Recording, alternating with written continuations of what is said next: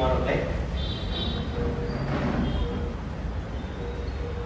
கிறிஸ்துவ பண்டிகை பிந்தின 12ஆம் அத்தியாயமாகிய இந்த நாளிலே கடவுளை ஆராதித்து தொழுது கொள்ள அவருடைய ஆலயத்திலே நாம் வந்திருக்கிறோம். கர்த்தர் தாமே நமக்கு ஜீவனை கொடுத்து நம்முடைய எல்லா தேவைகளையும் சந்தித்து ஆசீர்வதித்து இந்த நாளிலே ஒரே விசுவாச குடும்பமாக நாம் கூடி வரும்படியாக அவரை பொழுது கொள்ளும்படியாக நம்முடைய வார்த்தையை கேட்டு ஆசீர்வாதத்தை பெற்றுக்கொள்ள நம்மை கூட்டி வந்து சேர்த்திருக்கிறார். ஆண்டவர் நன்றி செலுத்துகிறோம். அது மாத்திரமல்லாமல் அவருடைய வார்த்தையை பிரதானமாக நாம் இந்த உலகத்திலே நாம் சாட்சிகளாக வாழ கர்த்தர் தாமே கிருபை செய்வாராக. பரிசுத்த ஆலய வழிபாட்டுக்கு உங்கள் அனைவரையும் அன்போடு வரவேற்கிறேன். ஆண்டவரை நோக்கி நாம் துதிகளின் மத்தியிலே வாசமான பரிசுத்தமுள்ள நல்ல ஆண்டவரே, கர்த்தாவே, மனமகிழ்ச்சியான இந்த ஓய்வு நாளில் காலை வழிபாக நம்மளுக்கு நன்றி செலுத்துகிறோம். நீ நல்லவரும் வல்லவரும் வாக்கு மாறாத தெய்வமாக என்னுடைய வாழ்க்கையில செய்த கணக்கற்ற ஆத்ம சரீர நன்மைகளை இணைத்து பார்த்து என்னுடைய உள்ளத்தின் ஆழத்திலிருந்து உங்களுக்கு நன்றி செலுத்துகிறோம். கடவுளே, உங்களுடைய மனதுருக்கத்தையும் பாசத்தையும் நேசத்தையும் நாங்கள் மறக்கக்கூடிய அரசோம். நாங்கள் நிர்மூலமாகாமல் எங்களை மட்டுமாய் பாதுகாத்து வழிநடத்தி வந்தீரே உங்களுக்கு சொல்கிறோம். ஜீவனுடைய தேவனாய் உண்மை ஆராதித்து தொழுது கொள்ள கூடி வந்திருக்கிற போது எங்கள் மத்தியிலே பிரசனராக இருக்கிறேன். என்னுடைய துணி ஸ்தோத்திர பலிகளை நீ பிரியமாய் ஏற்று அங்கீகரித்து ஆஸ்வதித்து கர்த்தாவே உங்கள் ஏற்ற சாட்சிகளாக நாங்கள் தொடர்ந்து இந்த உலகத்திலே ஜீவிக்கிறேன். நீரே அனுக்கிரகம் செய்ய வேண்டுமாய் எங்கள் ஆண்டவரும் மறுமலர்ச்சிக்கு இயேசு கிறிஸ்து மூலமே ஜெபிக்கிறோம் பிதாவே, ஆமென். கர்த்தருடைய பரிசுத்த நாமத்தை மகிமைப்படுத்தி 68வது கீர்த்தனை நாம் பாடுவோம். தேவபிதா என்பதை கண்டோம், சிறுமை தாழ்ச்சி அடைகிறது. Song number 60. பண்டிகைக்கு தின 12ஆம் ஞாயிறு, 12th Sunday of Trinity. நாளுக்கு எதிர்க்கப்பட்டிருக்கிற வேத பாவங்களை நாம் வாசிப்போம். முதலாவதாக சங்கீதங்களின் புத்தகம் 34ஆம் சங்கீதம் 12 முதல் 22 வரை வாசிப்போம். First reading is taken from the poetic book of Old Testament, book of Psalms, chapter 34, 12 to 20.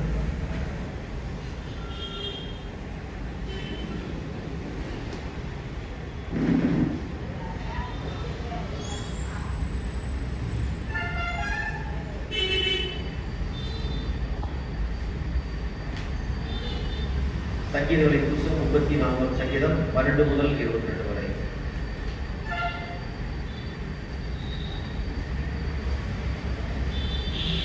நன்மை அனுபவிக்கும்படியாக ஜீவனை விரும்பி நீடித்த நாட்களாய் ஆட்சேபிக்கிற மனுஷன் யார்?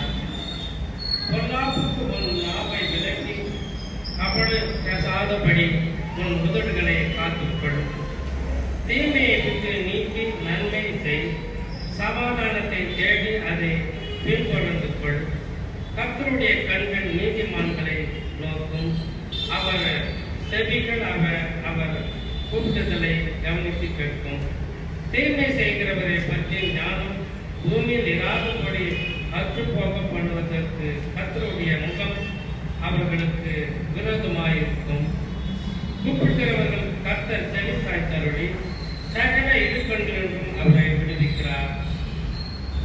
நொறுங்குண்ட இருதயம் உள்ளவர்களுக்கு கர்த்தர் சமமாயிருந்து நொய்ந்த ஆவி உள்ளவர்களை ரட்சிக்கிறார். நீதிமானுக்கு நேரிடும் தீங்கை அநேகம், அவர்கள் எல்லாவற்றுக்கும் கர்த்தர் அவனை விடுவிப்பார். அவன் எலும்புகள் எல்லாம் காப்பாற்றுகிறார், அவைகளில் ஒன்றும் குறிக்கப்படுவதில்லை.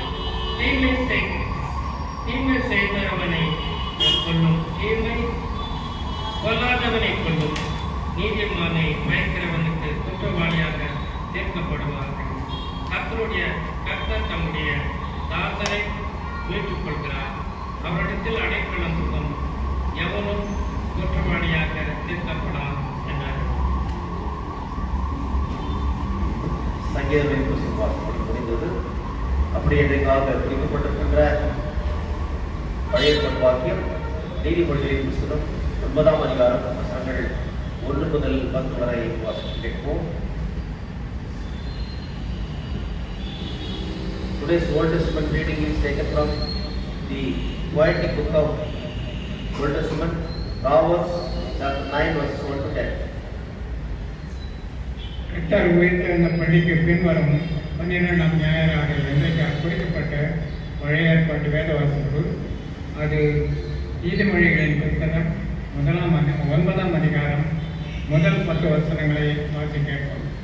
நீதிமொழிகள் 9ஆம் அதிகாரம் முதல் 10 வசனங்கள். ஞானம் 7 தூண்களை நிறுத்தி தனக்கு வீட்டை கட்டினர்.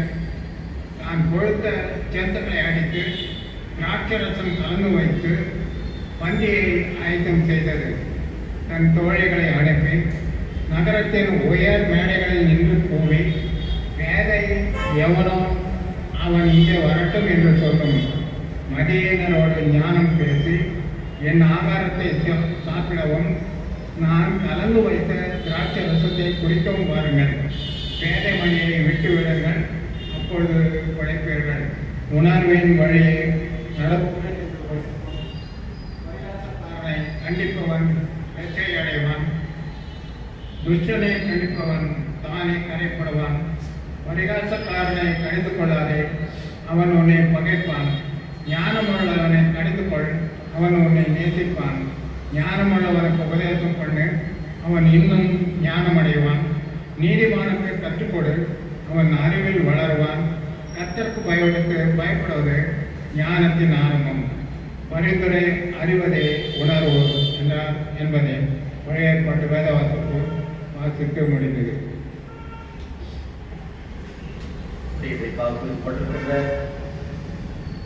நிருபவாக்கியம் அப்போஸ்தலனாகிய பவுல் எபேசியருக்கு எழுதின நிருபம் 5ஆம் அதிகாரம் வசனங்கள் 6 முதல் 21 வரை கேட்போம். Today's reading is taken from the Epistle of St. Paul to Ephesians chapter 5 verses 6 to 21.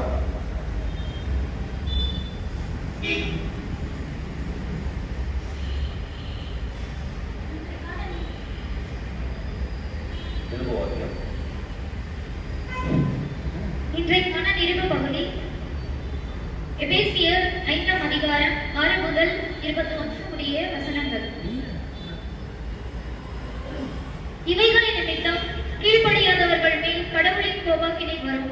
ஆகவே நீங்கள் எவனுடைய வீண் வார்த்தைகளினாலும் மோசம் போக வேண்டாம். அவர்களோடு நீங்கள் பங்காளிகள் ஆக வேண்டாம். நீங்கள் ஒரு காலத்தில் அந்தகாரமாய் இருந்தீர்கள், இப்பொழுதோ ஆண்டவருக்குள் வெளிச்சமாய் இருக்கிறீர்கள். வெளிச்சத்தின் பிள்ளைகளாய் நடந்து கொள்ளுங்கள். வெளிச்சத்தின் கனி சகல நற்குணத்திலும் நீதியிலும் உண்மையிலும் விளங்கும். ஆண்டவருக்கு பிரியமானது இன்னதென்று சோதித்து அறியுங்கள். கனியற்ற அந்தகார கிரியைகளுக்கு உடன் பங்காளிகள் ஆகாமல் அவைகளை கடிந்து கொள்ளுங்கள். அவர்கள் மறைவில் செய்கிறவைகளை சொல்லுகிறதும் அவலட்சணமே. வெளிச்சத்தினால் கடிந்து கொள்ளப்படுகிறவைகள் எல்லாம் பிரதிட்சியமாகும். பிரதிட்சியமாவது எல்லாம் வெளிச்சம். ஆதலால் தூங்குகிறவனே விழி, மறைந்தோரை விட்டு எழுந்திரு, அப்பொழுது கிறிஸ்து உண்மையில் பிரகாசிப்பார் என்று சொல்லி இருக்கிறது. ஆதலால் நீங்கள் விவேகமற்றவர்களாய் இல்லாமல் விவேகம் உள்ளவர்களாய் உங்கள் நடத்தையை பற்றி அதிக ஜாக்கிரதையாய் இருங்கள்.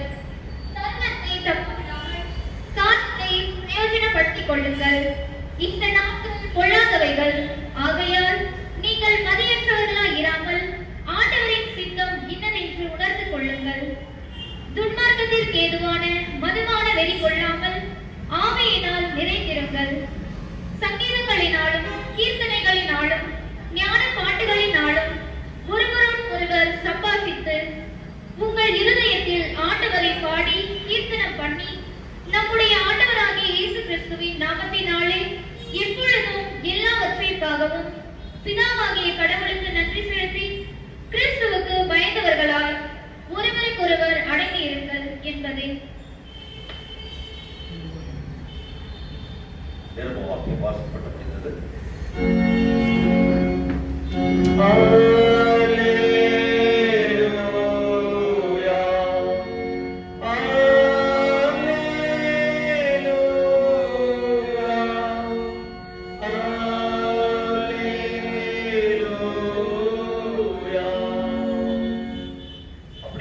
குறிப்பிடப்பட்ட சுவிசேஷ வாக்கியம் பரிசுத்த யோவான் எழுதின சுவிசேஷம் 6ஆம் அதிகாரம் வசனங்கள் 51 முதல் 69 வரை வாசித்து கேட்போம். ஆண்டவரே, உமக்கு மகிமை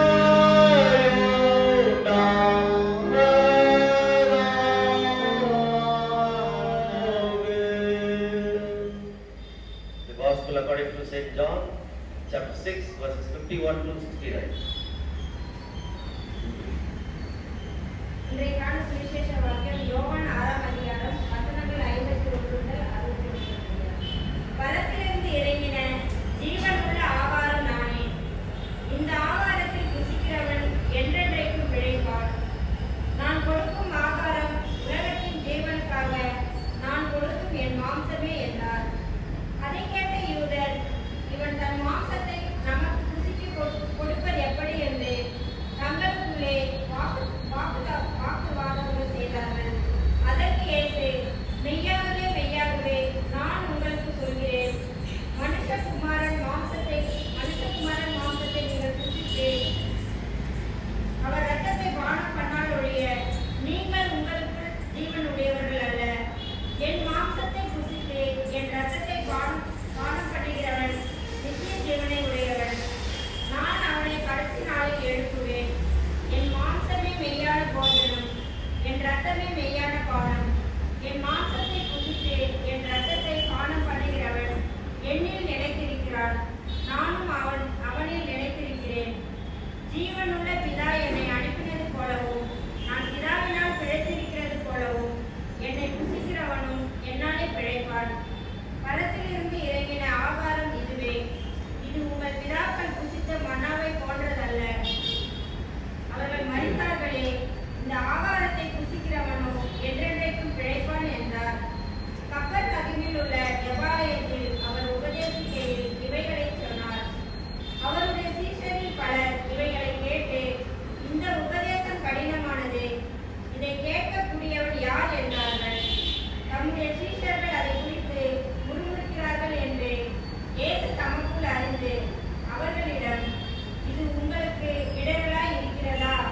அப்படியானால் மனுஷகுமாரன் தாம் முன்குறித்திருந்த இடத்திற்கு ஏறி போகிறதை நீங்கள் கண்டால் எப்படி இருக்கும்? ஆவியை உயிர்ப்பிக்கிறது, மாம்சமும் ஒன்றுக்கும் உதவாது. நான் உங்களுக்கு சொன்ன வசனங்கள் ஆவியும் ஜீவனுமாம். ஆகிலும் உங்களுக்குள் விசுவாசம் இல்லாதவர்களும் உண்டு என்றார்.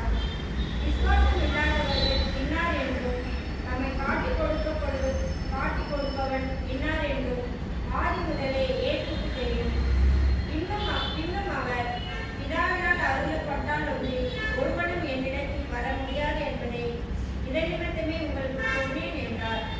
அது முதல் அவருடைய சீஷரில் அநேகர் அவரை விட்டு பின்வாங்கி போனார்கள். அப்புறம் அவர்கள் அவரோடு நடக்கவில்லை.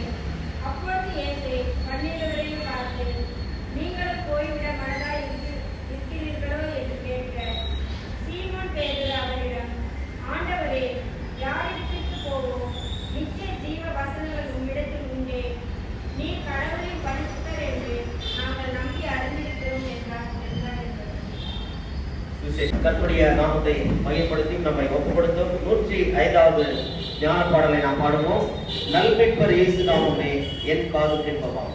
Song number 105.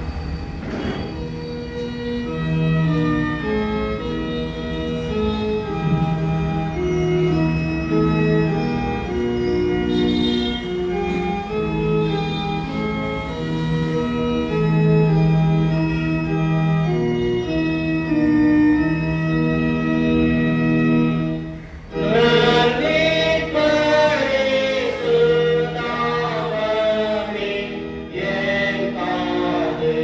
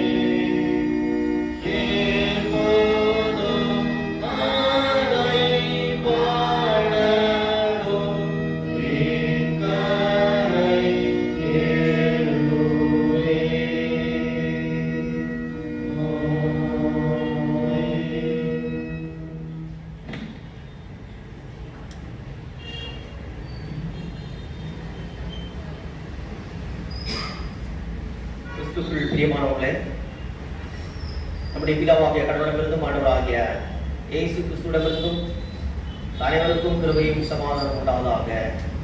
ஆமென். கிறிஸ்துவ பண்டிகைக்கு பிந்தின 12ஆம் ஞாயிறாகிய இந்த நாளிலே கர்த்தருடைய வார்த்தையை யாருக்கு தெரிந்து கொள்ளப்பட்ட வேத பகுதி சற்று நேரத்திற்கு முன்பதாக நாம் வாசித்து கேட்ட யோவான் எழுதின சுவிசேஷம் 6ஆம் அதிகாரம் வசனங்கள் 51 முதல் 69 வரை உள்ள பகுதியிலே அடங்கியிருக்கிறது. ஆண்டவரை நோக்கி நாம் ஜெபித்து செய்திக்கு நேராக நாம் கடந்து செல்வோம்.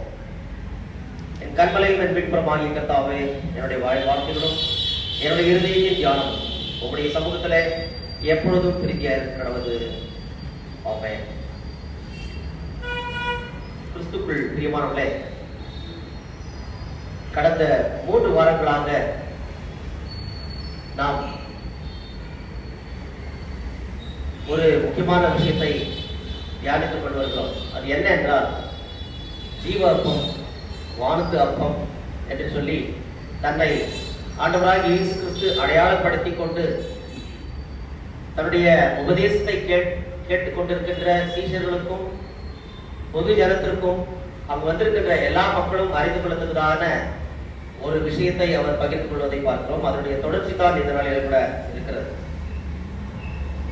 யோவான் எழுதின சுவிசேஷம் 6ஆம் அதிகாரம் 51 முதல் 69 வரை உள்ள இந்த பகுதிக்கு ஒரு தலைப்பை நான் கொடுத்திருக்கிறேன். என்னென்றால், இந்த ஜீவ அப்பத்தின் மூலமாக ஒரு புது வாழ்வு, பரிபூர்ண வாழ்வு, நித்திய வாழ்வு, life, abundant life, eternal life through the body and blood of Christ. இதனாலே அவருடைய சரீரம் மாத்திரமல்ல, அவருடைய இரத்தமும் சேர்த்து நான் கொடுக்கிறேன், அதனை நீங்கள் புசிக்க வேண்டும் என்று சொல்லி கடவுள் சொல்லுகின்ற காரியத்தை நாம் பார்க்கிறோம். இது ஒரு வித்தியாசமான ஒரு அணுகுமுறையாக எல்லாருக்கும் தெரிந்திருக்கும். ஏனென்றால்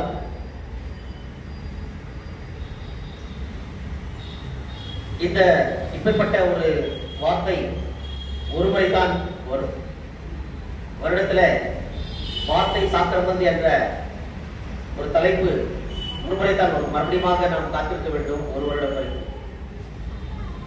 எல்லா கிறிஸ்தவர்களும் எல்லாம் பெற்று எல்லா நன்மையும் பெற்று இதன் மூலமாக வாழ வேண்டும் என்பதுதான் இதனுடைய அர்த்தமாக இருக்கிறது. விசேஷமாக நம்முடைய லுத்தரன் திருச்சபைகளிலே வேர்ட் அண்ட் சாக்ரமெண்ட், வார்த்தையும் சாக்ரமெண்ட்டும் மிக முக்கியமானது. அதுல வார்த்தையை நாம் ஒவ்வொரு நாளும் தியானித்துக் கொண்டிருக்கிறோம்.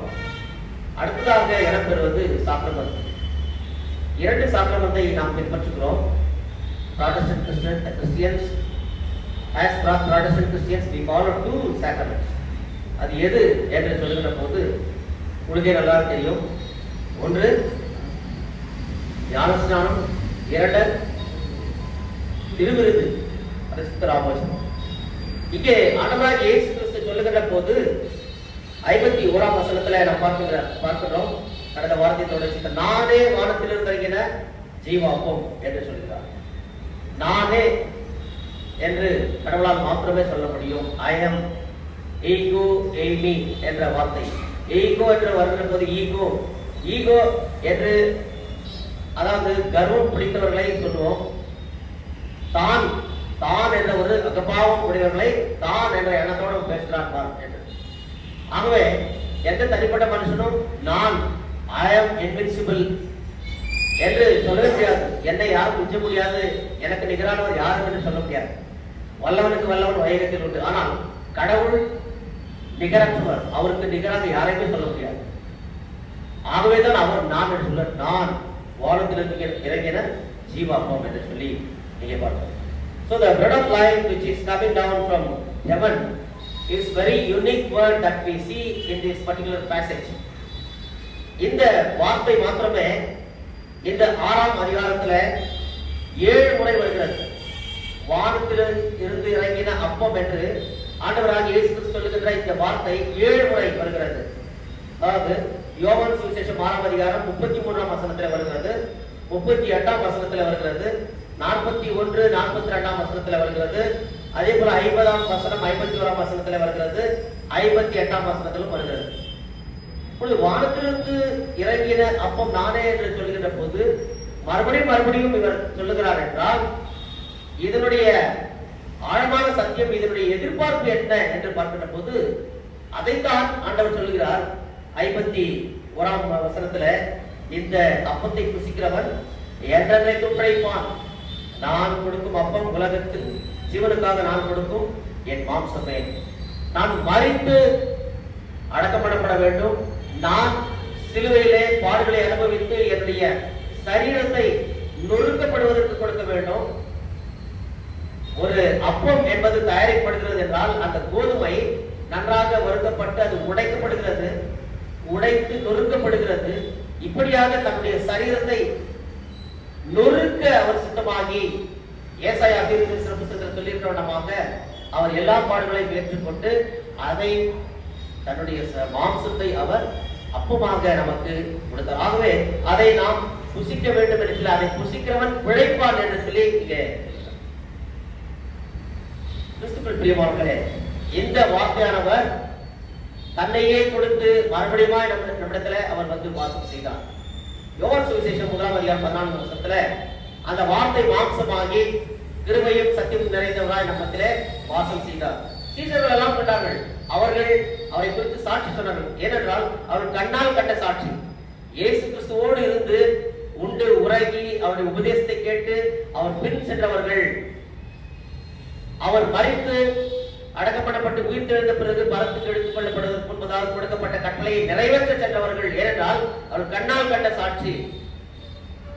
ஆகவே உயிருள்ள தேவனுக்கு அவர்கள் சாட்சியாக கடந்து சென்றார்கள். இங்கே பிரச்சனை என்ன என்றால், ஆண்டவராகிய இயேசு கிறிஸ்து சொல்லுகின்ற அந்த விஷயத்தை அவர்கள் வாக்குவாதம் பண்ணுகிறார்கள். அதாவது 52ஆம் வசனத்தை, அப்பொழுது யூதர்கள் இவன் தன்னுடைய மாம்சத்தை எப்படி நமக்கு புசித்து கொடுப்பான் என்று தங்களுக்குள்ளே வாக்குவாதம் பண்ணினார்கள். மாம்சத்தை புசிக்கிறதா? So they were greatly troubled with one another and they were discussing about what is this, what kind of person he is. இல்லையா? அவருடைய சரீரத்தை, அவருடைய மாம்சத்தை புசிக்க வேண்டும் என்று சொல்கிறார்கள் என்று சொல்லி அவருக்குள்ளாக ஒரு தர்க்கம் ஏற்பட்டது. The Jews then disputed among themselves, saying, how can this man give us his flesh to eat? எப்படி அவருடைய சரீரத்தை கொடுத்து நாம் சாப்பிட செய்வார் என்று சொல்லி அவர்களுக்குள்ளாக ஒரு கலக்கம் ஏற்பட்டது. கிறிஸ்துவுக்குள் பிரியமானவர்களே, அது மாத்திரமல்ல, he further qualifies. ஆண்டவராகிய இயேசு மறுபடியும் சொல்கிற 53ஆம் வசனத்துல, இயேசு அவரை நோக்கி, நீங்கள் மனுஷகுமாரனுடைய மாம்சத்தை புசியாமலும் அவருடைய ரத்தத்தை பானம் பண்ணாமலும் இருந்தால் உங்களுக்குள்ளே ஜீவன் இல்லை என்று மெய்யாகவே உங்களுக்கு சொல்லுகிறேன். 54ஆம் வசனத்துல அவர் இன்னொரு காரியத்தை சொல்கிறார், என் மாம்சத்தை புசித்து என் ரத்தத்தை பானம் பண்ணுகிறவனுக்கு நித்திய ஜீவன் உண்டு, அவனை நான் கடைசி நாளில் எழுப்புவேன். என் மாம்சம் மெய்யான போஜனமாயிருக்கிறது, என் ரத்தம் மெய்யான பானமாயிருக்கிறது. 53ஆம் வசனத்துல என்னுடைய மாம்சத்தை புசித்து ரத்தத்தை பானம் பண்ணுகிறவனுக்கு ஜீவன் உண்டு என்று சொல்கிறார். 54ஆம் வசனத்துல அவனுக்கு நித்திய ஜீவன் உண்டு, இதை கண்டிப்பாக நீங்கள் புசிக்க வேண்டும் என்று சொல்லி மெய்யாகவே இதை நான் உங்களுக்கு கொடுக்கிறேன், இது என்னுடைய மெய்யான பூஜனமாய் இருக்கிறது, என் ரத்தம் மெய்யான பானமாய் இருக்கிறது என்று சொல்றார். பிரச்சனை இதுதான். ஒரு மனுஷன் வந்து என்னுடைய சரீரத்தை, அதை என்னுடைய மாம்சத்தையும் என்னுடைய ரத்தத்தையும் நீங்கள் பூசித்து பானம் பண்ணுவீர்கள் என்று சொன்னால் என்ன ஒரு மனுஷனுடைய சரீரத்தை எப்படி சாப்பிட முடியும்?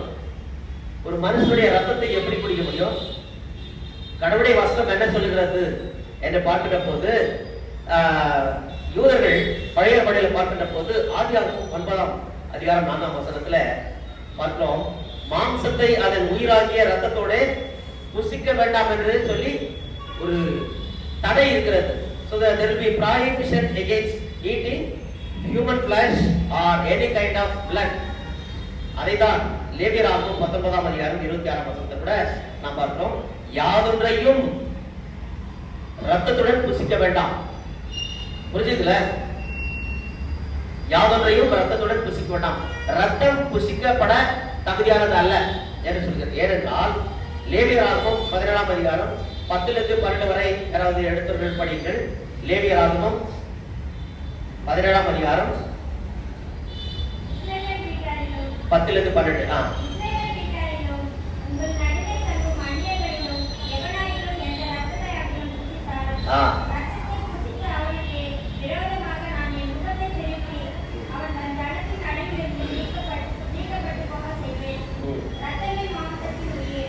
போதுமா? எவனாகிலும் ரத்தம் எண்ணப்பட்டதை புசித்தால், ரத்தத்தை புசித்த அவனுக்கு விரோதமாக நான் என் முகத்தை திருப்பி அவன் என் ஜனத்தில் இராதபடிக்கு அவனை அறுப்புண்டு போகப்படுவேன். மாம்சத்தின் உயிர் ரத்தத்தில் இருக்கிறது.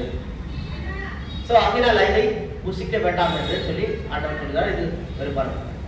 ஆனால் கிறிஸ்துக்குள் பிரியமானவர்களே, வேண்டாம் என்று பழைய ஏற்பாட்டிலே சொல்லப்பட்ட மோசேயின் ஆகமம் அதற்கு விரோதமாக ஆண்டவராகிய இயேசு கிறிஸ்து பேசுகிறார் என்று சொல்லி இவர்களுக்குள்ளாக கலக்கம் ஏற்பட்டது, தர்க்கம் ஏற்பட்டது.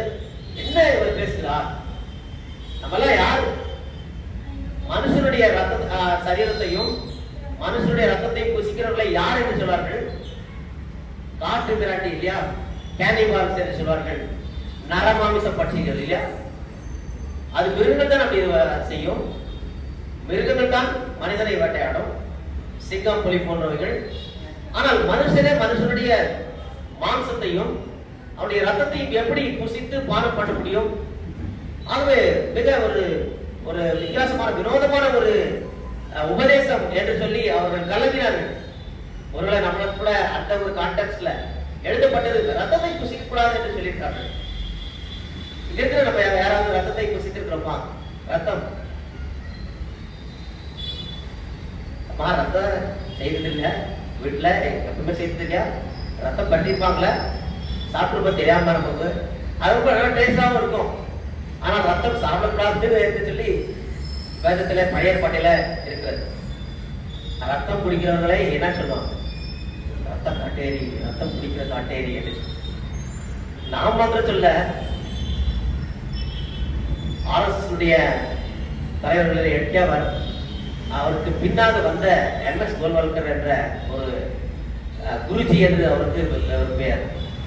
அவர் சொல்லுகின்ற போது, Christians are cannibals, they are eating human flesh and blood என்று சொல்லி அவர் இதை தவறாக அவர் புரிந்து கொண்டார் என்று தான் சொல்ல முடியும். அவர் எழுதின ஒரு பெரிய புத்தகம் சத்யார்த்த பிரகாஷ் என்று சொல்லி, அதாவது லைட் ஆஃப் தி ட்ரூத் என்று சொல்லி ஒரு பெரிய புத்தகம். நீங்க UTC போனீங்களா, பெங்களூர்ல பாருங்க. அது 100 வருஷத்துக்கு முன்னாடி, 150 வருஷத்துக்கு முன்னாடி எழுதப்பட்ட ஒரு புத்தகம். அதை அவர் தழுவித்தான் அதை எழுதி அந்த காரியங்களை சொல்லியிருக்கிறார். கிறிஸ்துக்குள் பிரியமானவர்களே, அப்போ இந்த மாம்சத்தையும் ரத்தத்தையும் புசித்து பானம் பண்ணுகிறவர்கள் யாரு?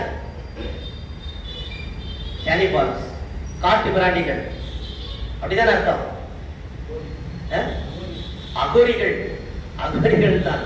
ஏன்னா அகோரிகள் அதை, அதாவது பிணத்தை எரித்து, அதாவது சரியானபடி ஒரு ஆஃபாயில் போல இருக்கின்றதை எடுத்து அவர்கள் சாப்பிடுவார்கள். அப்போ ஆண்டவர் சொல்லுகின்ற காரியத்துக்கு இதுக்கு சம்பந்தம் இருக்கிறதா என்று பார்க்கிற போது, அதுவல்ல செத்து போன பணத்தை சுட்டெரித்து சாப்பிடுவதல்ல, உயிரோடு இருக்கின்ற நான் என்னை மறிக்க கொடுத்து நீங்கள் அந்த மாம்சத்தையும் அந்த ரத்தத்தை புசித்து பானம் பண்ண வேண்டும், உங்களுடைய ஜீவன் இருக்கின்ற வரைக்கும் இதை செய்யுங்கள், என்னை நினைவு கூறும்படி இதை செய்யுங்கள் என்று ஆண்டவர் சொன்னார். அதைத்தான் அப்போஸ்தலனாகிய பவுல் கொரிந்தியருக்கு எழுதின நிருபத்திலே 1ஆம் அதிகாரம் 11ஆம் வசனத்துல அவர் சொல்லுகின்ற போது, 1 கொரிந்தியர் 11:23-26 வரைக்குமாய் அங்கே அவர் சொல்லுகின்ற போது, இதிலே இதை புசித்து பானம் பண்ணும் போதெல்லாம் என்னை நினைவு கூறும்படி இதை செய்யுங்கள் என்று சொன்னார். என்னை நினைவு கூறும்படி இதை செய்யுங்கள். அவரை நினைவு கூறுவதால் அவருடைய மரணத்தை நாம் நினைவு கூறுகிறோம். இன்றைக்கு நாம் அப்பேற்பட்ட ஒரு பெரிய பாக்கியத்திலே நாம் பங்கு பெற்றிருக்கிறோம். ஏனென்றால் அந்த தெளிவு அன்றைக்கு ஆண்டவராகிய இயேசு கிறிஸ்து சொல்லுகின்ற போது யூதர்களுக்கு இல்லை, அவருடைய சீஷர்களுக்கும் இல்லை. பிரச்சனை அதுதான். அதன் பிறகு தொடர்ந்து வருகின்ற ஒரு காரியம் நாம் பார்க்கிறோம். இதனாலே செய்தியில அவர்கள் இடர்கள் அடைந்தார்கள். ஆண்டவர் சொல்லுகின்ற இந்த காரியத்தை அவர்கள் கேட்டு அவர்களுக்கு என்ன உபதேசம் இது ரொம்ப வித்தியாசமா இருக்குது, இதை கேட்டு நம்ம இன்னுமா என்னத்தை நம்ம பிரயோஜனப்பட போறோம் என்று சொல்லி அவர்கள் பின்வாங்கி போனார்கள் என்று சொல்லி பார்த்தோம். கிறிஸ்துக்குள் பிரியமானவர்களே, 60 வருஷத்துல பாருங்க, அவருடைய சீஷர்கள் அநேகர் இவர்களை கேட்ட போது இது கடினமான உபதேசம், யார் இதை கேட்பார்கள் என்றார்கள். When many of his disciples heard it, they said, this is a hard saying, who can listen to it? இதனை நாங்கள் ஜீரணிக்க முடியவில்லை. ஏதோ காரியங்களை உபதேசித்தார், எல்லாவற்றையும் கேட்டுக்கொண்டோம். ஆனால் இப்பொழுது அவர் தன்னுடைய மாம்சத்தை புசிக்க வேண்டும் என்று சொல்கிறார், அவருடைய ரத்தத்தை குடிக்க வேண்டும் என்று சொல்கிறார். என்ன இது? This looks very strange. ஆகவே அவர்கள் பின்வாங்கினார்கள். இது கடினமான உபதேசம் என்று சொன்னார்கள், முறுமுறுத்தார்கள். பாருங்க, தொடர்ந்து 61 வருஷத்துல சீஷர்கள் அதை குறித்து முறுமுறுத்தார்கள் என்று இயேசு தமக்குள்ளே அறிந்து அவர்களை நோக்கி, இது உங்களுக்கு இடரலா இருக்கிறதோ? அவருக்கே தெரியுது. ஏன்னா இது ரொம்ப வித்தியாசமான உபதேசம். பழைய ஏற்பாட்டில் சொல்லப்பட்டது உடைய சத்துருக்கள், அதாவது உடைய அயலானை ஸ்நேக் என்று. ஆனால் இயேசுக்கு சொல்லும்போது உடைய சத்துருக்களை ஸ்நேக் என்றார். So that is very strange proclamation, preaching. அதே போல தான் இதுவும். ஆகவே தான் இது உங்களுக்கு இடரலா இருக்கிறது என்றால் கேட்கிறார். அடுத்ததாக பார்க்கின்ற போது 66 வசனத்துல அதே தொடர்ந்து போகிறார். சீஷர்களை பார்த்து 12 சீஷர்களை பார்த்து கேட்கிறார், நீங்களும் என்னை விட்டு போக வரதா இருக்கிறீர்களா? அவர் சொல்லுகின்ற அந்த வார்த்தையில ஒரு வேதனை இருக்கிறது. ஏப்பா, நான் சொல்றதை புரிஞ்சுக்கோ. வானத்திலிருந்து நான் எதற்காக அனுப்பப்பட்டேன் என்றால், நான் மரித்து அதன் மூலமாக இலவசமான ரட்சிப்பை பெற வேண்டும். அந்த இலவசமான ரட்சிப்பை பெற நான் பட்ட பாடுகளை நீங்கள் நினைவு கூற வேண்டும். அதற்கு தான் இந்த மாம்சமும் ரத்தமும். இதை நீங்கள் செய்யாவிட்டால் நீங்கள் நித்திய ஜீவனை பெற முடியாது, நீங்கள் வாழ்வை பெற முடியாது, பரிபூர்ண வாழ்வை பெற முடியாது, நித்திய வாழ்வை பெற முடியாது என்று மிக தெளிவாக ஆண்டவர் சொல்கின்ற இந்த காரியத்தை நாம் பார்க்கிறோம். 53ஆம் வசனத்துல 54ஆம் வசனத்துல, கிறிஸ்துக்குள் பிரியமானவர்களே, இந்த மன்னா, இந்த மாம்சமானது பழைய ஏற்பாட்டு காலத்தில் கொடுக்கப்பட்ட, மோசேயின் காலத்தில் கொடுக்கப்பட்டதில்ல அந்த மன்னா, அது போன்றதல்ல. அதை சாப்பிட்டவர்கள் மரித்தார்கள், ஆனால் இதை சாப்பிட்டவர்கள் அவர் நித்திய ஜீவனை அடைத்துக் கொள்வார்கள். ஆகவே எவ்வளவு முக்கியமானது என்பதை நாம் இதன் மூலமாக அறிந்து கொள்கிறோம். கிறிஸ்துக்குள் பிரியமானவர்களே, இந்த மாம்சத்தையும் ரத்தத்தையும் யார் புசித்து பானம் பண்ணவில்லையோ அவர்களுக்குள்ளே ஜீவன் இல்லை. They have no life. அவர்களுக்கு ஜீவன் இல்லை என்றால், அந்த ஜீவன் இருந்தால் தானே அது அடுத்த கட்டத்திற்கு பரிபூர்ண ஜீவனை பெற செல்லும். இங்கே வாய்ப்பே இல்லை. ஆகவே அதை புசிக்க வேண்டும் என்று சொல்லி, இது ஜீவனை மாத்திரமல்ல, 54 வருஷத்துல நித்திய ஜீவனை கொடுக்க வல்லது. கிறிஸ்துக்குள் பிரியமானவர்களே, 1 கொரிந்தியர் 11:24 பார்க்கின்ற போது அவர் சொல்லுகிற காரியம், இதை நீங்கள் புசித்து பானம் பண்ணும் போதெல்லாம் என்னை நினைவு கூறும்படி இதை செய்யுங்கள். நமக்கு இதுல இந்த மாம்சத்தை புசித்து நாம் பானம் பண்ணுறோம்ல, எப்போ? ஆமா, வாரத்துல ஒரு நாள் நம்ம பண்றோம். ஆனால் இதை ஆதி சீஷர்கள், ஆதிகால சீஷர்கள் அனுதினமும் செய்தார்கள். கத்தோலிக்க திருச்சபைகளில எல்லா வழிபாடுகளிலுமே இந்த ராபோஜனம் உண்டு. ஏன் நம்முடைய திருச்சபையில மாத்திரம் ஒரு முறை என்று சொல்லி, ஆகவே நம்முடைய மூப்பர்களிடத்துல பேசினேன், 3வது வாரத்துல கூட நம்ம வைக்கலாம் என்று சொல்லி. ஏனென்றால் மாற்றில் லுத்தர் சாஸ்திரியர் கூட இதை அதிகமாக வலியுறுத்தி சொல்லுகிறார். அதாவது கர்த்தருடைய ராபோஜனத்துல அவருடைய திருவிருந்தில பங்கு பெறுகின்றது ஒரு பெரிய அலாதியான ஒரு அனுபவம். அதுல பங்கு பெற்று பாருங்கள், அந்த சந்தோஷத்துக்கு நிகராக எதையுமே சொல்ல முடியாது. ஏனென்றால் அந்த சந்தோஷத்தை பெற்று இயேசுவை முகமுகமாய் தரிசித்த ஒரு அனுபவத்தோடு சிமியோன் சொல்லுகின்ற ஒரு காரியம் என்ன? ஆண்டவரே, இப்பொழுது உம்முடைய அடியாரை சமாதானத்தோட போக விடுகிறேன். ஆமா, பிரஜாதிகள் பிரகாசத்தின் வழியாகவும் உடைய ஜனமாய் இஸ்ரவேலுக்கு ரட்சிப்புண்டாகவும் இருக்கின்ற அந்த ரட்சகரை, ரட்சகத்தை என் கண்கள் கண்டன. அவ்வளவு சந்தோஷம். இப்ப செத்து போனாலே பரவாயில்லை, டிஸ்மிஸ் மீ பீஸ்ஃபுல்லி என்றுதான் அதற்கு அர்த்தம். நன்ஸ் அண்ட் டிமிட்டிஸ் என்று சொல்லி அந்த அந்த லத்தீன் வார்த்தைக்கு நம்முடைய பாட புக்ஸ்ல எடுத்து பார்க்கிறீங்க, அது உண்டு. நன் டிமிட்டிஸ் என்றால் என்னை அனுப்பிவிடும், டிஸ்மிஸ் மீ வித் நான் போறேன், செத்து போனாலும் பரவாயில்ல. அப்போ எந்த அளவுக்கு முக்கியமானது திருவிருந்து என்பது கர்த்தருடைய சொந்த மாம்சமும் அவருடைய ரத்தமுமா இருக்கிறது. அதை புசித்து நாம் பானம் பண்ணுகிற போது நமக்கு கிடைக்கின்ற ஒரு பெரிய ஆசீர்வாதம் என்ன? நித்திய ஜீவன். அவரோடு நாம் பிழைத்துக் கொண்டிருக்கிறோம். அதுல பங்கு பெறுகின்ற போது அவரிலே நாம் உயிரோடு கூட இருக்கிறோம். அவரோடு இரண்டரை கலந்து இருக்கிறோம். அவருடைய வார்த்தை நம்மை பலப்படுத்துகின்ற போது பரிபூர்ண வாழ்வை பெறுகிறோம். abundant life and finally that leads to eternal life. ஆகவே இந்த காரியத்தை திருச்சபை வலியுறுத்துகிறது. எப்படி? ஞானஸ்நானத்துக்கு பிறகு பிள்ளைகள் அவர்களுக்கு ஞான பெற்றோர், அவர்களுக்கு பேட்டர்ன் இல்லையா, அவர்கள் ஞான பெற்றோராக அவர்கள் காட் பேரண்ட்ஸ், அவர்கள் வளர்ந்து வருகின்ற காலகட்டங்களிலே அவர்களுக்கு சொல்லிக் கொடுத்து அவர்கள் ஆவிக்குரிய காரியத்திலே வளர வேண்டும் என்று, அதன் பிறகு அவர்களுக்கு ஞானம் வருகின்ற போது, எப்போ ஞானம் வருவது இல்ல, 15 வயசு இல்ல 16 வயசுல அவர்களுக்கு கன்ஃபர்மேஷன் திடப்படுத்தல். அது வரைக்கும் குழந்தைகளே தான். அதன் பிறகு அவர்களுக்கு ஞானஸ்நானம் கொடுத்து முழு விசுவாசத்தை அவர்கள் அறிக்கை செய்து, அவர்கள் தாங்களாக அறிக்கை செய்து கர்த்தருடைய பந்தியிலே சேர்ந்தார்கள். ஏனென்றால் அப்பொழுதுதான் அவர்களுக்கு அந்த ஃபுல் மெம்பர்ஷிப் என்பது கொடுக்கப்படுகிறது. ஃபுல் மெம்பர்ஷிப் எப்பொழுது கொடுக்கப்படுகிறது என்றால் கன்ஃபர்மேஷன் எடுத்த பிறகு. போதகர் சொல்லுவார், இன்றைக்கு திடப்படுத்தப்பட்ட நீ எல்லா காரியங்களிலும் திருச்சபை எல்லா ஸ்லாக்கிகளிலும் பங்கு பெற உங்களுக்கு உரிமை அளிக்கிறேன். அந்த ஃபுல் மெம்பர்ஷிப் என்பது அப்பொழுது கிடைக்கிறது. இங்கே இப்பேற்பட்ட ஒரு பாக்கியம் கிடைக்கின்ற போது அங்கதான் மார்ட்டின் லூத்தர் சாஸ்திரி சொல்லுவார், திருச்சபை என்பது it is a communion of saints. இது விசுவாசிகள் பரிசுத்தவான்களுடைய கூட்டம். பரலோகத்துல தான் அதை பார்ப்போம் என்றல்ல, இங்கேயே கடவுள் நம்மை பாவிகளாகிய நம்மை அவருடைய பரிசுத்த ரத்தத்தினால் கழுவி சுத்திகரித்து பரிசுத்த ரவாக்களுடனே அவரை தொழுது கொள்ளும்படியாக செய்கின்ற இந்த கூட்டத்தை கூடி வரவு செய்கிறார். கம்யூனியன் என்று சொல்லுகின்ற போது நாம் கூடி வந்து அந்த பந்தியிலே பங்கு பெறுகிறோம். எல்லாருக்குமாக சேர்த்து ஒரே ஒரு பலி ஏகபலியாக அடிக்கப்பட்டது ஆண்டவராகிய இயேசு. ஆகவேதான் இந்த பலிபீடம் இன்றைக்கு காலியாக இருக்கிறது. என்றால் ஒரே ஒரு முறை ஆண்டவராகிய இயேசு கிறிஸ்து அடிக்கப்பட்டு அவர் நொறுக்கப்பட்டார், அவருடைய சரீரம் விற்கப்பட்டது, அவருடைய ரத்தம் கடைசி சொட்டு ரத்தமும் அது நமக்காக சிந்தப்பட்டது. தன்னுடைய ஜீவனை கொடுத்தார். ஏனென்றால் அந்த ரத்தத்தில தான் உயிர் இருக்கிறது. அந்த ரத்தம் முழுவதையும் கொடுத்து தன்னுடைய ஜீவனை கொடுத்து உன்னை மனை மீட்டுக் கொண்டார். அவர் சொல்லுகின்ற காரியம் தான், இதை நீங்கள் புசித்து பானம் பண்ணுவதில்லை, என்னை நினைவு கூறும்படி இதை செய்யுங்கள். அவங்களே கிறிஸ்துவுக்குள் பிரியமானவர்களே, கர்த்தருக்கு சித்தமானால் வருகின்ற காலங்களிலே நான் சொல்லியிருக்கிற இந்த காரியத்தை நம்முடைய திருச்சபையினுடைய மூப்பர்களும் அதனை ஏற்றுக்கொண்டு 3வது வாரத்திலும் நாம் ராமன் என்ற இந்த பெரிய வாக்கியத்தில் பங்கு பெறுகின்ற ஒரு வாய்ப்பை நமக்கு ஆண்டவர் கொடுப்பார் என்று நான் விசுவாசிக்கிறேன்.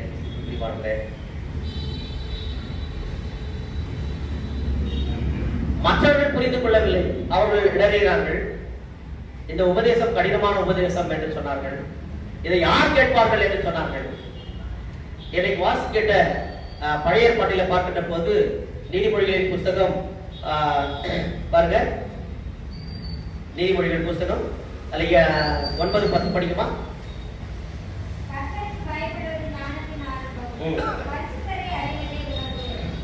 9ஆம் வசனத்துல ஞானம் உள்ளவனுக்கு போதகம் பண்ணு, அவன் ஞானத்தில் தேறுவான். நீதிமானுக்கு உபதேசம் பண்ண அவன் அறிவில் விருத்தி அடைவான். கர்த்தருக்கு பயப்படுதலே ஞானத்தின் ஆரம்பம், பரிசுத்தரின் அறிவே அறிவு. 9ஆம் வசனத்துல ஞானம் உள்ளவனுக்கு போதகம் பண்ண அவன் ஞானத்தில் தேறுவான். Give instruction to a wise man and he will be still wiser. Teach a righteous man and he will increase in learning. இவர்கள் ஆண்டவராகிய இயேசு கிறிஸ்து அவர் சொன்னதை புரிந்து கொள்ள முடியவில்லை. இது கடினமான உபதேசம். அப்போ உங்களுக்கு எல்லாமே நீங்க ஏத்துக்கிற மாதிரி தான் உபதேசம் பண்ணுமா? பிராஸ்பரிட்டி காஸ்பல் தான் உங்களுக்கு சொல்லணுமா? இன்னைக்கு நிறைய பேர் அப்படிதான் சொல்லி ஏமாத்துறாங்க. பரலோகத்தை காட்டுகிறார்கள், நரகத்தை காட்டுவது கிடையாது. கடினமான உபதேசம், கண்டித்து உணர்த்துகின்ற எக்ஸார்டேஷன், அட்மானிஷன் கிடையாது. அது தவறான உபதேசம். கிறிஸ்துவுக்குள் பிரியமானவர்களே, அது இருளிலே வாழ்கின்ற மக்களை இன்னும் இருட்டிலே இருக்க செய்கின்ற ஒரு காரியமாக இருக்கிறது. வெளிச்சத்தின் பிள்ளைகளாக நாம் வாழத்தக்கதாகத்தான் கடவுள் அழைக்கிறார். அவைதான் மார்ட்டின் லூத்தர் சொல்லுகின்ற போது he emancipated the church from false teaching, that is darkness to light. கள்ள உபதேசத்துக்கு அவர் முடிவு கட்டினார். சுத்த சுவிசேஷம் என்பது இன்றைக்கு நாம் பின்பற்றுகின்ற ஒரு காரியமாக இருக்கிறது. ஏனென்றால் நாம் கர்த்தருடைய சரீரத்தை புசித்து அவருடைய ரத்தத்திலே பானப்படுகின்ற பாக்கியத்தை பெற்றிருக்கிறோம். அவர் என்ன சொன்னாரோ, இதை வாங்கி பூசிங்கள், இது கிறிஸ்துடைய திருச்சரீரம், பாவ மன்னிப்புக்காக உங்களுக்காக மீட்கப்பட்டது. அடுத்தது ரத்தம், புதிய உடன்படிக்கையை ஏற்படுத்தினார். புதிய உடன்படிக்கை, அந்த புதிய உடன்படிக்கை இதுல பங்கு பெற வேண்டும். அதுதான் பழைய உடன்படிக்கை. ஒவ்வொரு நாளும் ஒவ்வொரு முறையும் வருகின்ற போது அதனை அவர் பலி செலுத்த வேண்டும். இனி பலி செலுத்த வேண்டியதில்லை. நாம் ஜீவ பலிகளாக நம்மை ஒப்பு கொடுத்து இதுல பங்கு பெற வேண்டும். அதற்காகவே அவர் தன்னை ஒப்பு கொடுத்தார். கடைசியாக ஆண்டவர் கேட்கிறார் 66 வருஷத்துல தன்னுடைய 12 சீஷர்களை பார்த்து, அப்பொழுது அவருடைய சீஷர்கள் அநேகர் அவருடன் கூட நடவாமல் பின்வாங்கி போனார்கள். After this, many of his disciples turned back and no longer walked with him. 66 வருஷத்துல அப்பொழுது இயேசு 12 வரையும் நோக்கி, நீங்களும் போய்விட மனதாயிருக்கிறீர்களோ என்றார். அப்பொழுது பேதுரு எவ்வளவு ஒரு வேதனையோட கேட்கிறாங்க, நீங்களும் போயிடுங்களாப்பா? ஏன்னா நான் சொல்றது அவன் தான் புரிஞ்சுக்கல. ஞானம் உள்ளவன் கொஞ்சம் நல்லா யோசிப்பார், இன்னும் அதுல வளருவான். கர்த்தருக்கு பயப்படுவதால் ஞானத்தின் ஆரம்பம். அந்த பயபக்தி இல்லாத போது 1000 தான் சொன்னாலே தலைக்கு ஏறாது. கர்த்தருடைய பயம் என்பது மிக முக்கியமானது. அவர் சொல்லுகின்ற போது அதை ஏற்றுக்கொள்ள வேண்டும். ஏற்றுக்கொள்ள மனதில்லாமல் அவர்கள் இருப்பது வேதனை. ஆகவே தான் அப்பொழுது பேதுரு அப்போஸ்தலன் சொல்கிறார், ஆண்டவரே, யாரிடத்தில் போம் நித்திய ஜீவவசனங்கள் உங்களிடத்தில் உண்டே. நீர் ஜீவனுள்ள தேவனுடைய குமாரனாகிய கிறிஸ்து என்று நாங்கள் விசுவாசித்தும் அறிந்தும் இருக்கிறோம். That is beautiful testimony. நீர் கிறிஸ்து, உங்களிடத்தில் ஜீவ வசனங்கள் உண்டு என்று நாங்கள் விசுவாசித்தும் அறிந்தும் இருக்கிறோம். அவ்வளவு அழகான ஒரு ஸ்டேட்மெண்ட் இல்லைங்களா? கிறிஸ்துக்குள் பிரியமானவர்களே, ஆகவே தான் இன்றைக்கு நாம் வாசித்து கேட்ட அந்த நிருப பகுதியில் கூட பார்க்கிற போது அப்போஸ்தலனாகிய பவுல் எபேசியருக்கு எழுதின நிருபம் 5ஆம் அதிகாரம் 6 இலிருந்து 21 வரைக்கும் பார்க்கிற போது இந்த விஷயத்தை புரிந்து கொண்ட பிறகு நாம் இருளில் இருக்கிறவர்கள் அல்ல, வெளிச்சத்தின் பிள்ளைகளாக நாம் வாழ வேண்டும் என்று சொல்லி அவர் விரும்புகிறார். வெளிச்சத்தின் பிள்ளைகளாக நாம் வாழ வேண்டும் என்று சொல்லி 10ஆம் வசனத்திலிருந்து 13ஆம் வசனம் வரைக்கும் பார்க்கிற போது செய்ய வேண்டிய காரியங்கள் அதுதான். தீமையை விட்டு விலகி நலமானதை பிடித்துக் கொள்ள வேண்டும். 1 தெசலோனிக்கேயர் 5:5 வரைக்கும் பார்க்கின்ற போது நாம் பகலுக்குரியவர்களாய் தூங்குகிறவர்களாக அல்ல, தெளிந்தவர்களாய் இருக்க வேண்டும். இப்ப அந்த தெளிவு இருக்க வேண்டும் என்று சொல்லி கடவுள் இருக்கிறார். ஏன் உங்களுக்கு கலக்கம்? ஏன் பின்வாங்கி போகிறீர்கள்? நீங்களும் போய்விட மனதா இருக்கிறீர்களோ? தெளிந்த புத்தி உள்ளவர்களாக இருக்கிறீர்கள். நான் சொல்லுவது உங்களுக்கு நித்திய ஜீவனை கொடுக்க போன்ற வார்த்தை. அவை சாதாரணமான வார்த்தை அல்ல. உங்களுக்காக நான் என்னையே பானபலியாக வார்க்க போகிறேன். அதை நீங்கள் ஏற்றுக்கொள்ள வேண்டும். உடைய மரண பரியந்தும் என்னுடைய மரணத்தை, என்னுடைய பாடுகளை நினைவு கூறும்படி கிறிஸ்துக்குள் பிரியமானவர்களே, எபேசியர் 5:14 அதில் இன்றைக்கு வாசி கேட்ட நிருபத்திலே பார்க்கும். ஆகவே தூங்குகிற நீ மரித்தோரை விட்டு எழுந்திரு, அப்பொழுது கிறிஸ்துவனை பிரகாசிப்பார். தூங்கிக் கொண்டிருக்கிறவரை எழுப்பிவிடலாம், தூங்குகிறவன் போல நடிப்பவரை எழுப்ப முடியாது. அது போன்ற காரியங்களை தான். அதாவது அவர்களுக்கு கன்வின்ஸ் பண்ணி இவர்கள் புரிந்து கொள்ளத்தக்கதாக பல எளிமையான காரியங்களை ஆண்டவர் போதித்தார். ஆனால் கூட புரிந்து கொள்ள முடியவில்லை என்று பார்க்கிற போது மிகுந்த வேதனையோடு அவர் வேதனை தோய்ந்த ஒரு உள்ளத்தோடு அவர் கேட்கின்றார், நீங்களும் நினைத்து போக மனதா இருக்கிறது. அவளை நம்பினார். ஆகவேதான் இந்த காரியங்களை எல்லாம் அவர் வெளிப்படுத்துகிறார். This is perhaps this is very strange teaching. ஆனால் அதனால் ஏற்படக்கூடிய நன்மை என்ன என்பதை அவர் புரிந்து கொள்ளாத படிப்பு அந்த அவருடைய எண்ணம் அப்படி இருந்தது. அந்த தெளிந்த புத்தி உள்ளவர்களாக இருக்கிறீர்கள் என்று சொல்லி சொல்லுவார். கிறிஸ்துக்குள் பிரியமானவர்களே, இன்றைக்கு வாசி கேட்ட எபேசியர் 5:15-14 பார்க்கிற போது ஞானம் உள்ளவர்களாய் நாம் நடந்து காலத்தை பிரயோஜனப்படுத்திக் கொள்ள வேண்டும். ஆகவே வருஷத்துக்கு ஒரு முறை வந்தா போதும், கிறிஸ்துமஸ் அன்னைக்கு ராபோஜனத்தை பங்கு பெற்றா போதும், இல்லை ஈஸ்டர்ல வந்து பங்கு பெற்றா போதும் என்றல்ல. நீங்கள் ஒவ்வொரு முறையும் நீங்கள் பங்கு பெறுகின்ற போது கிறிஸ்துவனுடைய மரணத்தை நீங்கள் சுமக்கிறீர்கள், அதை நினைவு கூறுகிறீர்கள். அவரோடு கூட நீங்கள் பாவத்திற்கு நீங்கள் அடக்கமடப்பட்டு உயிர்த்தெழுகிறீர்கள் என்ற அந்த நித்திய ஜீவன் சொல்லியிருக்காரு. அந்த பாக்கியத்திற்குள்ளாக நீங்கள் கடந்து வருகிறீர்கள். பெரிய பாக்கியம், அதை நழுவ விடக்கூடாதுன்னு சொன்னேன். கர்த்தருடைய ஆபோஷனம் என்பது அதாவது எப்படி சொல்லணும்னா, இந்த 12 வருடத்துக்கு ஒரு முறை அந்த ஏதோ நெல்லிக்காய் கனி வரும், அது சாப்பிட்டாங்கன்னா அவர்கள் ரொம்ப வருஷம் வாழ்வாங்கன்னு சொல்லுவாங்க. அவையார் கொடுத்தாலும் அதிகமாக என்ன நெல்லிக்கனி, அதாவது ஏதோ ஒரு வித்தியாசமான நெல்லிக்கனி சொல்லலாம், கருநெல்லி இல்லை, அதை நாட்டில் பார்த்து போயிருக்கிறாங்க. ஏதோ ஒரு கிடைத்தற்கரிய ஒரு பெரிய பொக்கிஷம், அதுதான் கர்த்தருடைய திருவிருள். ஆகவே இந்த திருவிருந்திலே நாமும் பங்கு பெற்று கர்த்தருக்கேற்ற ஒரு சாட்சியாய் வாழ பரிசுத்த ஆவியானவர் தாமே நம்மை பலப்படுத்தி ஆசீர்வதித்து காப்பாராக. ஆமென். எல்லாரும் தெய்வீக சமாதானம் நம்முடைய இருதயங்களையும் சிந்தனைகளையும் கிறிஸ்து இயேசுக்குள்ளாக நம்மை பலப்படுத்தி காப்பாராக. ஆமென். ஸ்தோத்திர கீதத்தை நாம் பாடுவோம்.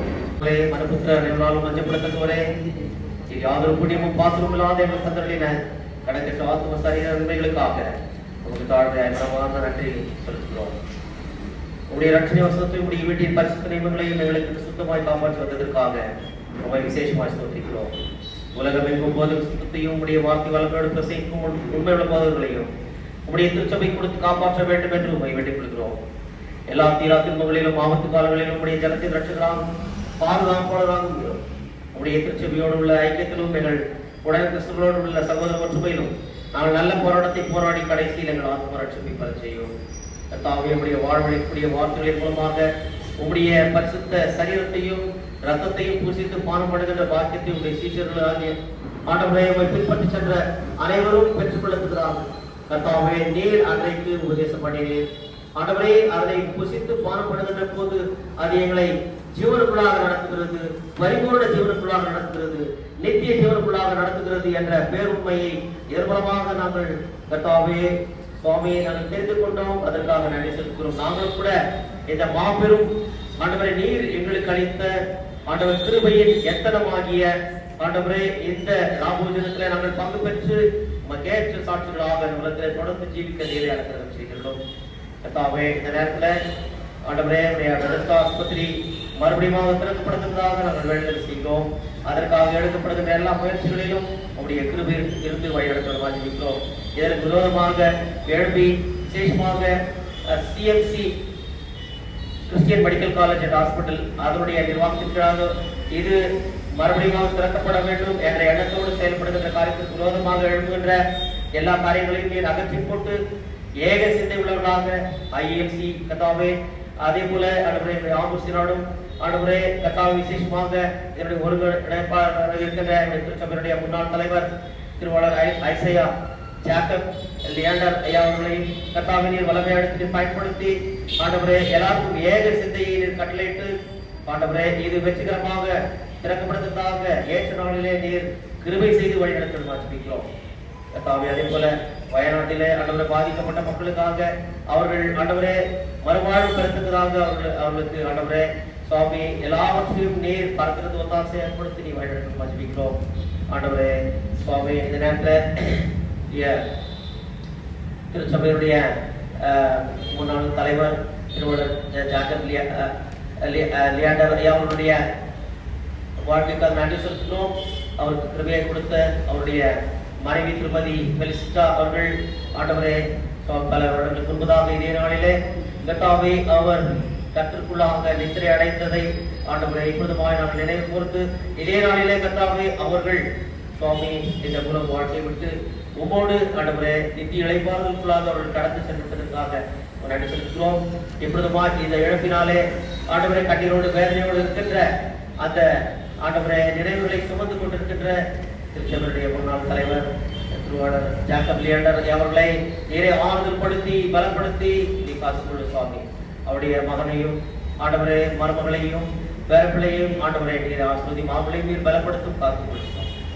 அதே போல ஆண்டவரே இந்த நேரத்தில் ஆண்டவரையுடைய திருச்சபையுடைய தலைவராக திருவாளர் ஜாக்கப் செல்லையா ஐயா அவருடைய மகன் டாக்டர் மோசஸ் ஐயா அவர்களும் அவருடைய மனைவி திருமதி ஸ்ருதி அவர்களும் அவருடைய மகன் இமானுவேல் அவர்களும் கர்த்தாவே சுவாமி சுருக்கு அவர்கள் வந்திருக்கின்ற போது தன்னுடைய தாய் வீட்டிற்கு வந்திருக்கின்ற போது கர்த்தாவே சுவாமியுடைய திருச்சபையின் காரியங்களில் அவர்கள் பங்கெடுத்து அவர்கள் காட்டுகின்ற ஆர்வத்திற்காகவும் நம்முடைய ஊழியத்திற்பால் அவர்கள் ஆண்டவரை வைத்திருக்கின்ற விசுவாசத்திற்காக நன்றி செலுத்துகிறோம். ஆண்டவரே டாக்டர் மோசா அவர்களையும் மனைவியும் பிள்ளையும் ஆண்டவரை ஆசிர்வதியும். கர்த்தாவே அவர்கள் இந்தியாவில் இருக்கின்ற காலம் மட்டுமாய் மாத்திரமல்ல, அவர் மறுபடியும் லண்டன் செல்கின்ற போது அங்கும் அவர்கள் செய்கிற ஊழியர்களில் நம்முடைய கிருபை இருந்து அவர்களை ஆசீர்வதித்து பாதுகாத்து வழிநடத்தி மதிப்பிட்டோம். ஆண்டவரே அதே போல திருச்சபையினுடைய திரு அமர்நாத் ஐயா அவருடைய ஆண்டவரை மூத்த பிரதர் இல்லாதவர்கள் வேண்டுதல் செய்கிறோம். கர்த்தாவே ஆண்டவரே அவர் கூட ஆண்டவரே சுவாமி அந்த ஆண்டவரை ஒரு இழப்பை சந்தித்து ஒரு சூழ்நிலை கர்த்தாவே நாளில உயிர்த்தெழுந்த அனுபவித்து கேட்டு அடக்கம் பண்ணப்பட இருக்கின்ற சூழ்நிலை கர்த்தாவே அவர்களுக்கும் ஆண்டவரை அவர் குடும்பத்தாருக்கும் ஆறுதலையும் தேர்தலையும் சமாதானத்தையும் கொடுத்து வழிநடத்தி மாற்றிக்கிறோம். அதே போல தாங்களுடைய திருச்சபையுடைய முன்னாள் செயலாளர் திருவாளர் ஜான் வில்லியம் ஐயா அவருடைய மருமகன் திரு ஜான் பால்காக வேண்டுதல் செய்கிறோம். உடல்நலக்குறைவினால பாதிக்கப்பட்டு ஆண்டவர் ஆஸ்பத்திரியில் அனுமதி சிகிச்சை பெற்று வருகின்ற அடியாருக்கும் ஆண்டவரே நல்ல சுகத்தை பலத்தையும் ஆரோக்கியத்தை கட்டளையிடமா ஜெபிக்கிறோம். கர்த்தாவே மனைவி கர்த்தாவே திருமதி கிருஷ்ணாக்காகவும் ஆண்டவரே அதே போல மகனுக்காகவும் நாங்கள் வேண்டுதல் செய்கிறோம். குடும்பத்தை நீரை பலப்படுத்தி ஆஸ்பத்திரிக்கு வழிநடத்த ஜெபிக்கிறோம். அதே போல திருச்சபையினுடைய ஆண்டவர் புதிய முப்பராக ஆண்டவரை தேர்ந்தெடுக்கப்பட்டிருக்கின்ற திருவள்ளுவர் ஸ்டாலின் ஐயா அவர்களுக்காக வேண்டுதல் செய்கிறோம். உடல்நலக்குறைவினால் பாதிக்கப்பட்டிருக்கின்ற அவருக்கு நல்ல சுகத்தையும் பலத்தையும் ஆரோக்கியத்தையும் கட்டளையிட்டு நேரே ஆசீர்வதித்து வழிநடத்த ஜெபிக்கிறோம். அதே போல படிக்கின்ற பிள்ளைகளுக்கு விசேஷ ஞானத்தையும் புத்தி பலத்தையும் ஞான சக்தி கட்டளையிடும். தம்முடைய விசேஷ நிகழ்வுகளுக்காக ஆண்டவரே காத்திருக்கின்ற மக்களையும் நீரே ஆசீர்வதியும். ஆண்டவரே தங்களுடைய பிறந்த நாள் மருத்துவமாய் திருமண நாள் போன்ற விசேஷ நிகழ்வுகளை ஆசிரிக்கின்ற மக்களையும் நீர் ஆசீர்வதியும்.